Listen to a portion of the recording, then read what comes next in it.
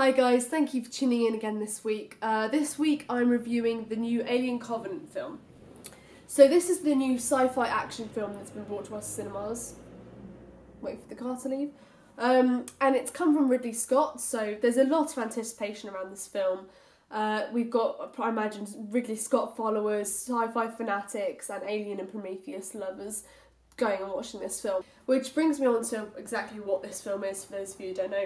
Apparently it's the prequel to the Alien film, and I'm talking about the proper Sigourney Weaver, John Hurt film. Sorry, I just did that. And the sequel to Prometheus. Even though I hate prequels, sequels, remakes and anything based off a franchise, I let this one go because I think it's awesome that Ridley Scott has basically created his own cinematic universe. Someone like Ridley Scott as well, who as a director has got huge credibility, has meshed two of his films, Prometheus and Alien, together to form Alien Covenant, which is essentially like what M. Night Shyamalan does at the end of Split. However, my criticism with that is I do think this film has a lot of contextual baggage with it. You don't necessarily need to have seen the Alien films, I don't think, but I think you need to have watched Prometheus to understand some of the quotes in it. So we've got Michael Fassbender, who's the centre of this film. He plays two characters, which is interesting. And we have Catherine Waterston, who's brilliant. She's like the second carrier of the narrative. And then we've got Danny McBride, Billy Crudup, and we have Guy Pearce at the beginning. So the story is we have a crew on a spaceship. Pretty much all of them are in hypersleep. So one crew member is Michael Fassbender, who plays Walter. And he is a robot who just basically is there to help the mission proceed. Their mission is to find a planet, or they know the planet they're landing on, to create a colony, new life, and they have embryos on the spaceship. So it's the idea of moving and creating new life elsewhere. However, early on there's a crash which forces all of them bar one to wake up. They pick up a signal from an earlier planet before the one they're supposed to land on that suggests human life. They eventually decide they are going to stop on the planet, explore it, see what the human life form is. There is a suggestion that there has been some human interference on this planet, but no life. We can't see any humans.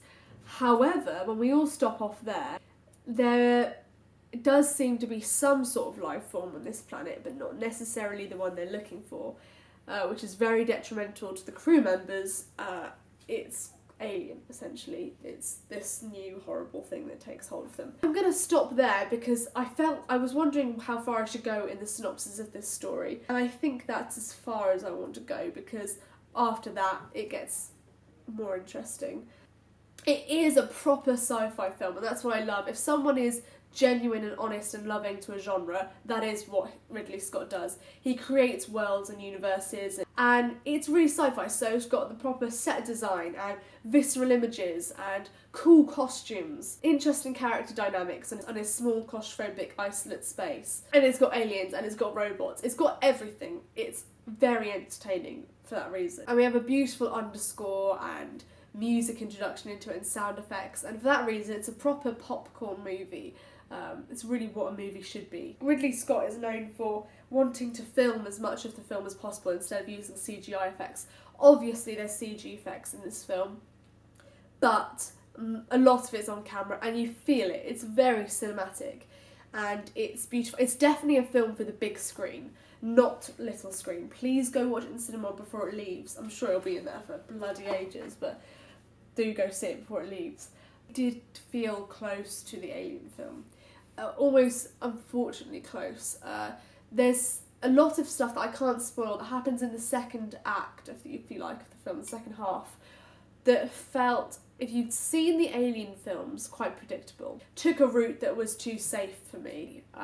That's not to say the script isn't entertaining and what it's there for, but it could have done with someone that really wanted to make a different type of film, and it didn't have that. I will be giving this film a 6.5 out of 10. That feels low, but I think it's pretty fair. I gave the same score to a film I reviewed earlier this week, which is a Snatched film. It's the new Amy Schumer, Goldie Hawn film. It's a comedy, very different from Alien Covenant. I think this will definitely separate the audiences of who wants to see what.